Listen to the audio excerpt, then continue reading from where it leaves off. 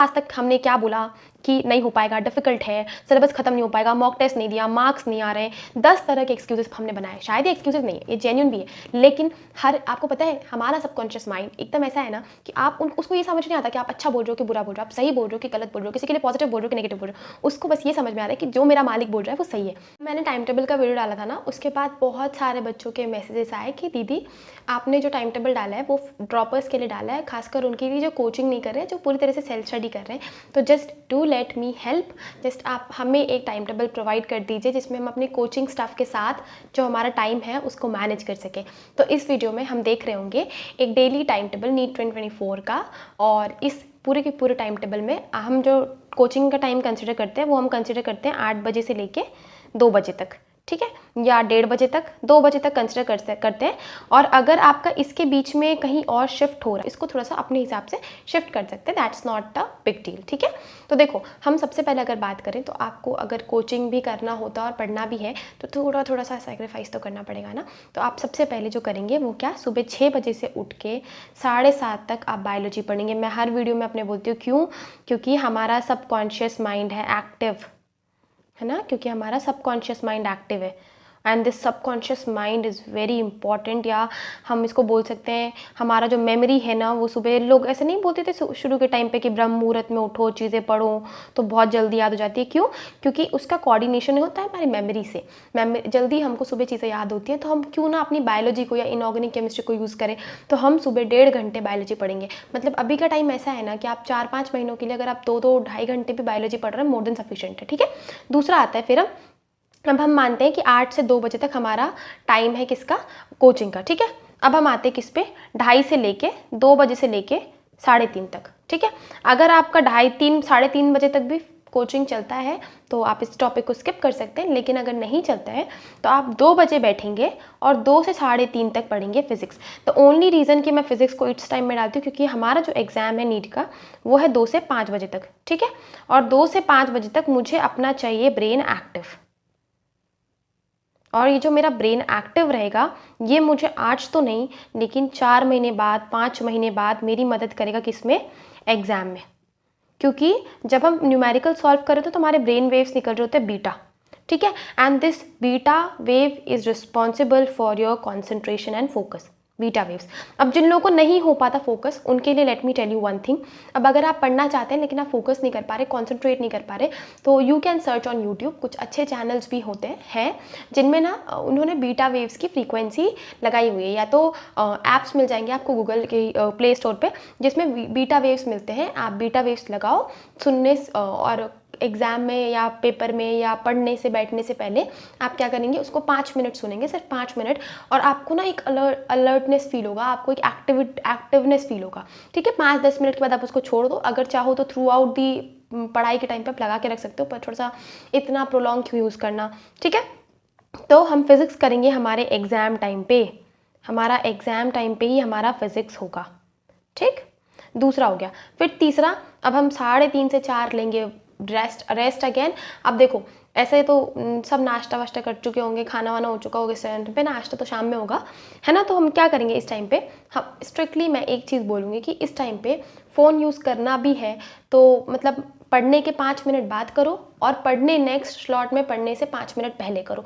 मतलब 10 मिनट का टाइम तुम फ़ोन यूज़ नहीं करो, क्योंकि आप फ़ोन यूज़ करते हो ना तो आपका डोपामिन इतना पीक पे चला जाता है ना कि आपको दोबारा या तो पढ़ने की इच्छा नहीं होगी, और पढ़ोगे भी तो फोकस और कॉन्सेंट्रेशन तो गारंटीड नहीं बन पाएगा।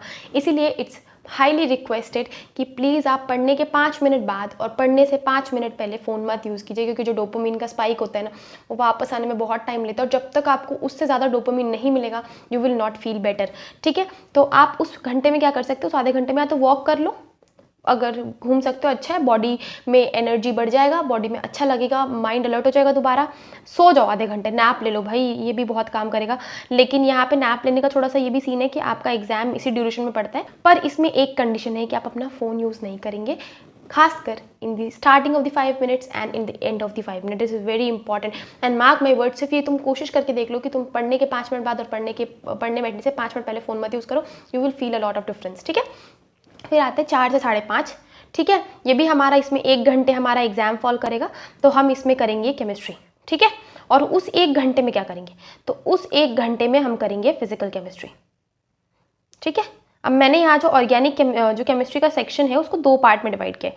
द रीज़न बीइंग क्योंकि आप इसी केमिस्ट्री के स्लॉट में आप 2 पार्ट ऑफ केमिस्ट्री करेंगे, तो आप यहाँ पे क्या करने वाले हैं, यहाँ पे आप 4 बजे से लेके 5 बजे तक, ठीक है। तो 4 to 5 PM आप यहाँ पे करेंगे फिजिकल केमिस्ट्री, क्योंकि आपका अगेन एग्जाम टाइम है, तो आपके बीटा वेव्स के कारण, ठीक है। और आपको अच्छा लगेगा, मेमोरी और कंसंट्रेशन और फोकस बनना शुरू हो जाएगा धीरे धीरे इस टाइम तक।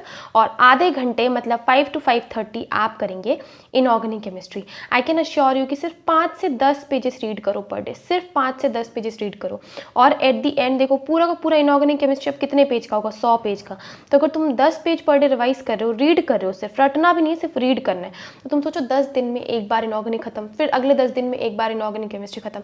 और तुमको समझ में आएगा ना कि तुमने ना याद किया है ना रिवाइज, बस तुम पढ़ते गए हो पढ़ते गए हो पढ़ते गए हो, और तुमको 3-4 बार के अंदर पूरी की पूरी इनऑर्गेनिक केमिस्ट्री याद हो गई, ठीक है।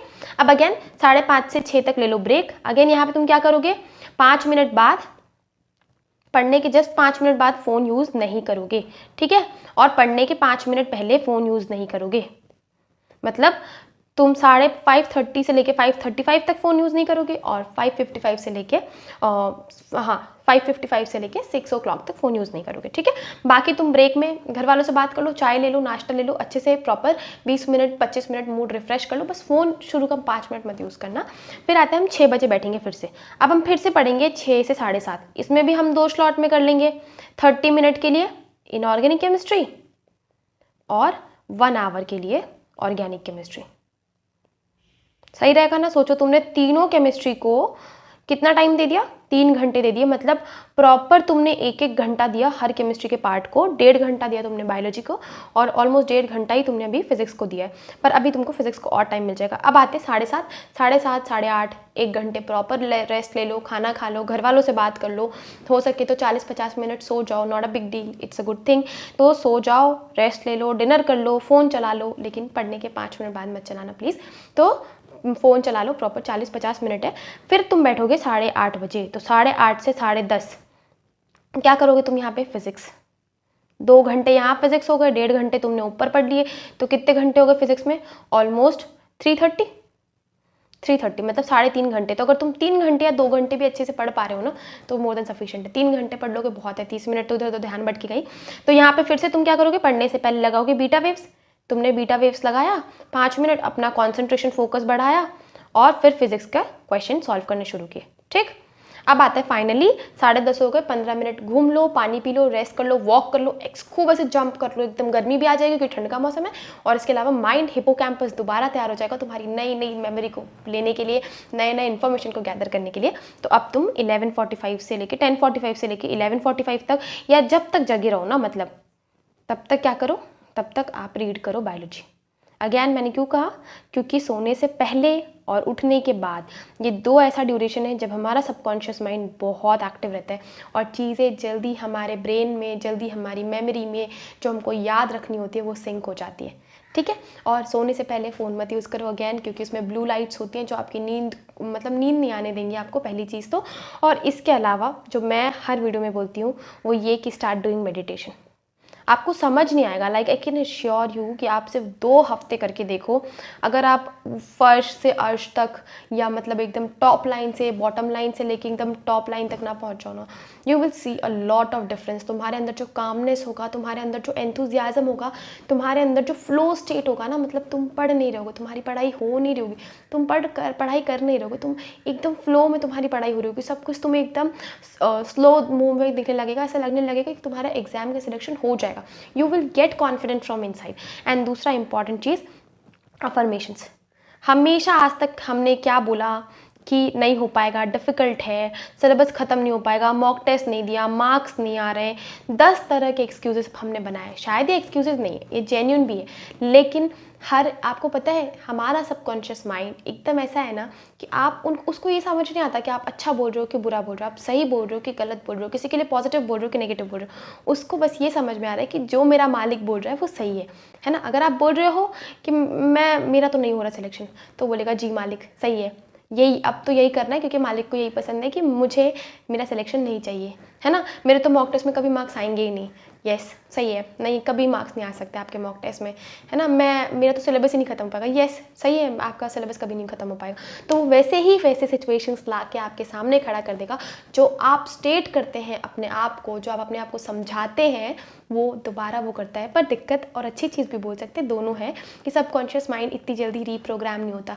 वरना सब बोलता है कि ठीक है फिर तो बहुत आसान है, हम तो हर रोज़ हम तो बोलते हैं एक बार कि सिलेक्शन हो गया मेरा, तो इतनी जल्दी रीप्रोग्राम नहीं होता। Actually subconscious reprogramming require a time और एक प्रॉपर स्टेप गाइड चाहिए होता है उसके लिए एक अफर्मेशन अच्छा टूल होता है। आप उसको यूज़ करके अपने ब्रेन को रीप्रोग्राम कर सकते हैं। आप लिख के अपने ब्रेन को रीप्रोग्राम कर सकते हैं। आप बार बार लिखें, आप खुद को इमेजिन करके रीप्रोग्राम कर सकते हैं कि ओके मैंने वाइट कोट पहना है, ये दिन है, ऐसा दिन है, मैं पेपर देने गया, मुझसे ये क्वेश्चन बन गया, ये नहीं बन पाया, ओ माय गॉड। हर एक सिचुएशन को आप प्रॉपर एनालाइज करें, विजुअलाइज करें, तो वो चीज़ें जो है ना वो धीरे धीरे आपके सबकॉन्शियस में सिंक होने लगती है। That's why I always use to say कि मेडिटेट करो, और मेडिटेट करने के बाद बल्कि आप अपने अफर्मेशन यूज़ कर सकते हो, क्योंकि मेडिटेशन के टाइम पे ना जो हमारा ब्रेन होता है वो थीटा वेव्स की तरफ जाने लगता है। And theta waves are low frequency waves होने के कारण क्या होता है ना, हमारा सबकॉन्शियस एक्टिवेट हो जाता है। यही होता है जब हम सोने जाते हैं। तो आप अपने अफर्मेशंस को, मेडिटेशन को अपनी लाइफ में इंक्लूड कीजिए। 7 दिन के लिए टाइम टेबल फॉलो करके देखिए। और अगर आपके कोचिंग का टाइम टेबल कोई और है तो just do let me know on my Instagram और कॉमेंट और Telegram. I will just help to shift this time table and just promise yourself, just write down in the comment section कि you will dedicate this. क्योंकि पता है सबसे अच्छी चीज़ time की क्या है कि टाइम के पास इतना टाइम नहीं है कि वो आपको दोबारा टाइम दे सके।